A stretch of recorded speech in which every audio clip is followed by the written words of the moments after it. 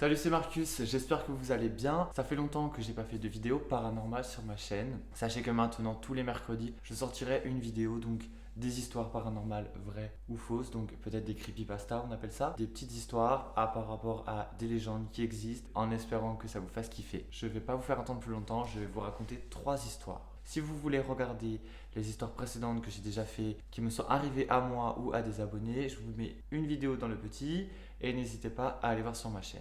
Alors, première histoire. Cette histoire est racontée par une de mes abonnées. Donc, elle nous raconte que cette histoire s'est passée il y a 10 ans. À l'époque, elle en avait 10 et sa sœur 12. On venait d'emménager dans notre appartement avec ma mère, ma grande sœur de 12 ans à l'époque, mon petit frère et mes 2 petites sœurs. Jusque-là, tout se passait bien pendant 2 années et un jour, ma mère décide de refaire ma chambre. Je dormais avec ma sœur, donc de 12 ans. Elle nous a acheté une grande armoire avec un miroir, un lit superposé et un bureau. On était vraiment fans de l'armoire. En plus, on avait un miroir, donc c'était super cool. Jusqu'au jour où ma sœur et moi commencions à apercevoir des gens dans ce miroir. On voyait des gens habillés en blanc et ils étaient vraiment beaucoup. Donc déjà, franchement, rien que tu commences par là, moi... Je sais que je dors avec une lumière, donc je ne serai déjà pas serein. Ensuite, elle continue en disant que sa sœur et elle voyaient toutes les deux des personnes, mais elles n'osaient pas se le dire l'une à l'autre pour pas se faire peur. Oui, donc là, en gros, les deux, elles étaient en train de flipper chacune de leur côté. Elles voient chacune quelque chose, et en plus, elles se le disent pas. Mais dites-le. Moi, je vois quelque chose dans un miroir, je crois, je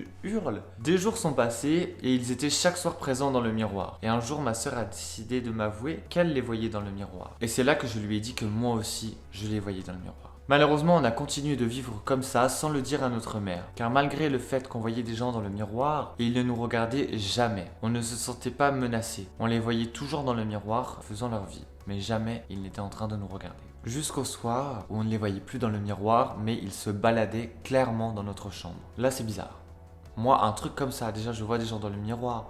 Si en plus après je les vois dans ma chambre, qu'est-ce qu'elle dit ensuite? Et là, ce sont les nuits les plus longues de ma vie. Les nuits les plus longues et les plus affreuses qu'on ait pu vivre, ma soeur et moi. Ils étaient présents chaque soir dans notre chambre à se balader. Sans mauvaise intention peut-être, mais on avait peur quand même. On a refusé de le dire à notre mère. Un après-midi, j'étais chez moi avec mes 2 petites sœurs. Elles avaient 3 et 5 ans. Elles faisaient la sieste dans ma chambre car leur chambre était en plein travaux de peinture. Tout se passait bien, on était en journée dans ma chambre, rien à signaler. Mes sœurs étaient allongées sur mon lit en train de dormir. Puis à un moment, je pars 2 secondes dans la chambre de ma mère parce que je devais y faire quelque chose. Et arrivé dans la chambre de ma mère, qu'est-ce que je vois? Enfin, qui je vois? Je vois mes 2 petites sœurs allongées sur le lit de ma mère. Et là, c'est l'incohérence totale. Je cours vite dans ma chambre et je vois mes petites sœurs bel et bien allongées sur mon lit. Je repars dans la chambre de ma mère et je les vois aussi allongées sur le lit. Vous comprenez donc que ce n'étaient pas mes sœurs dans le lit de ma mère. Et le plus dingue à ce moment-là, c'est que ces choses, car oui, ce n'étaient pas des humains, ces choses avaient vraiment l'apparence de mes sœurs. Leur position,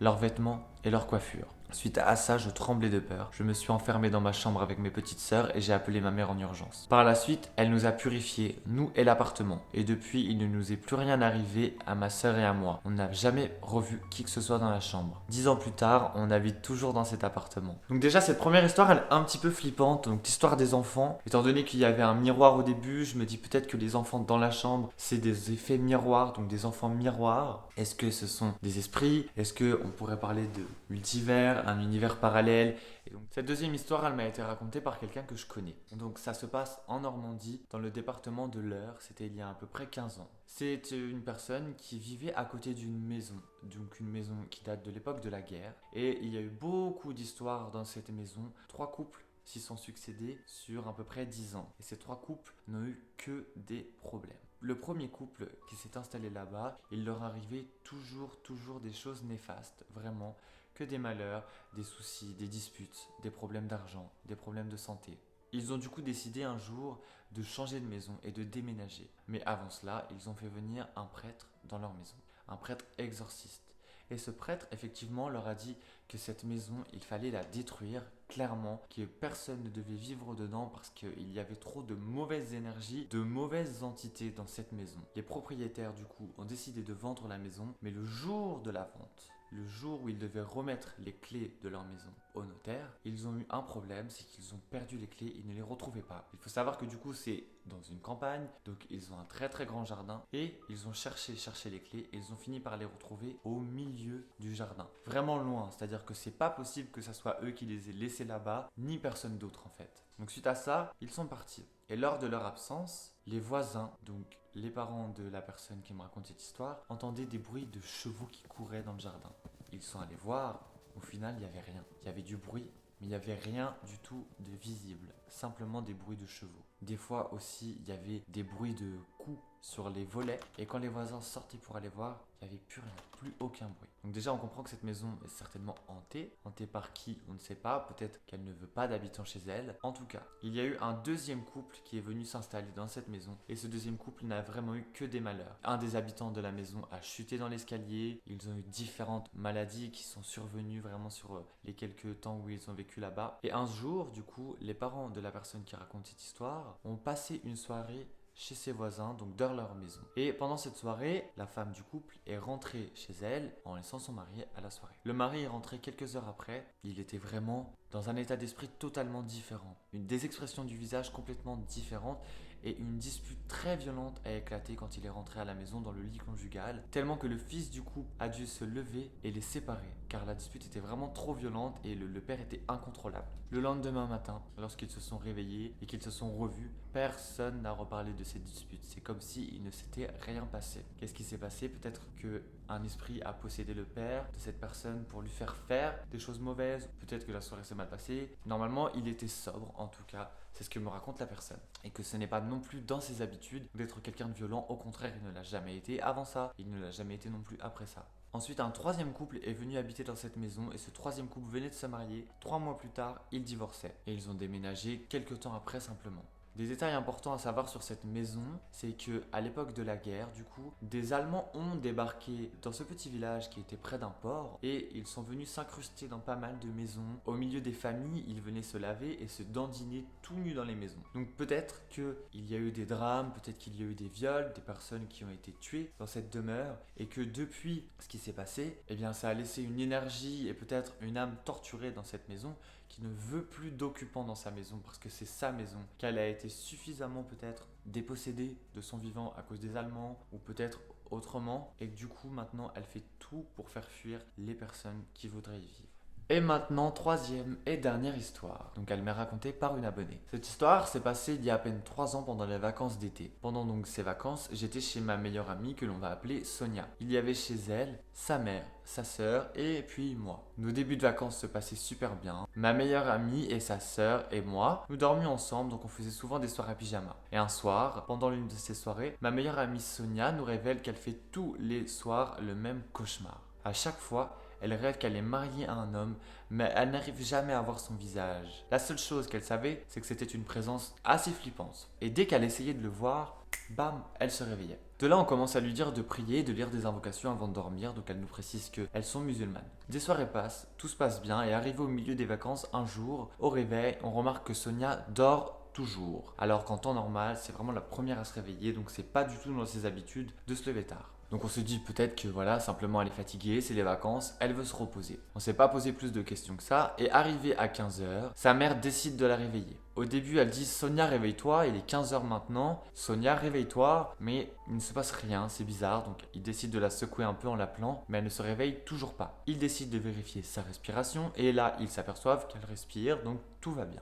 Il décide tout de même d'appeler les urgences. Les urgences viennent et essaient de la réveiller, mais il ne se passe rien du tout. Elle reste endormie. Donc de là, il l'amène à l'hôpital. Il décide de surveiller son état et pendant 2 semaines, rien ne se passe. Littéralement, pendant 2 semaines, elle ne s'est pas réveillée. Donc l'hôpital nous dit qu'ils ne comprennent pas pourquoi et qu'il n'y a rien d'anormal pourtant sur son état de santé. Ils ne savent pas d'où ça peut venir. Quelques jours plus tard, donc la sœur de Sonia fait un rêve et nous dit que dans ce rêve, il y a un homme qui lui dit « Ne vous inquiétez pas, ta sœur est avec moi, je l'ai mariée. » Et là, incompréhension totale. L'abonnée me dit qu'elle fait directement un lien avec les rêves que Sonia faisait. Donc rappelez-vous, elle nous disait qu'elle faisait toujours les mêmes rêves, elle se mariait avec quelqu'un. mais jamais elle n'arrivait à voir son visage. La mère de cette personne décide d'aller voir un grand prêtre musulman, ce qu'on appelle un imam, et elle lui explique les rêves de sa fille et elle lui demande de faire quelque chose pour retrouver sa fille. L'imam lui répond qu'effectivement, son long sommeil n'est pas un hasard, il y a vraiment des chances qu'elle soit mariée avec un djinn et que ses rêves, en fait, c'était pour la préparer à ce mariage. Donc les djinns, si vous ne savez pas, dans la culture maghrébine et surtout musulmane, bien sûr, ce sont,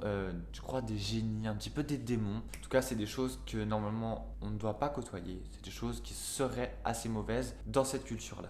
Donc l'imam commence à lire pour Sonia, il lit tous les jours des invocations et des prières et tous les jours il venait. Mais il ne se passait jamais rien. Il n'abandonne pas, il vient à la maison tous les jours encore pour lire à Sonia malgré le fait qu'elle est à l'hôpital. De là, sa mère reçoit un appel de l'hôpital pour lui dire que sa fille Sonia s'est réveillée, enfin après plusieurs jours. L'imam continue de lire malgré le fait qu'elle s'est réveillée. Une semaine plus tard, Sonia a pu retourner chez elle car les médecins ont dit qu'il n'y a rien à signaler et elle ne voyait pas de raison pour la garder à l'hôpital. Arrivée chez elle, Sonia s'énerve contre sa mère. Elle lui dit mais pourquoi tu l'as laissé me marier? De là donc sa mère en fait lui explique que c'était un djinn qui l'a prise et l'a mariée et que tous ses rêves étaient ce que les djinns prévoyaient de lui faire pendant qu'elle était avec lui dans l'autre monde. Ici en fait elle était complètement endormie pendant des jours. Mais ça, Sonia, elle ne le savait pas. L'imam a dit à la mère de Sonia qu'il faut vraiment être reconnaissant quelque part envers le djinn, car la plupart du temps, les djinns ne rendent pas les filles à leur famille une fois qu'ils l'ont mariée. Et du coup, ils ne reviennent plus jamais dans leur famille. Aujourd'hui, ma copine Sonia va très bien. Elle est quand même traumatisée et refuse de nous dire ce qu'elle a vu et vécu là-bas. Mais le plus important, c'est qu'elle est de retour parmi nous. Effectivement, cette histoire, c'est assez perturbant de se dire, ok, bon, ça peut arriver dans la vie de tous les jours, des gens qui s'endorment, on ne sait pas, ils ne se réveillent pas. Mais là, en plus, on ne trouve rien. Il y avait les rêves bizarres. Au final, grâce aux prières de l'imam, peut-être ou peut-être pas, mais en tout cas, on va dire que grâce aux prières de l'imam, elle se réveille. Elle raconte en plus pourquoi tu m'as laissé l'épouser. Donc, on peut faire un lien avec les premiers rêves. Et au final, il l'a libérée. Pourquoi elle?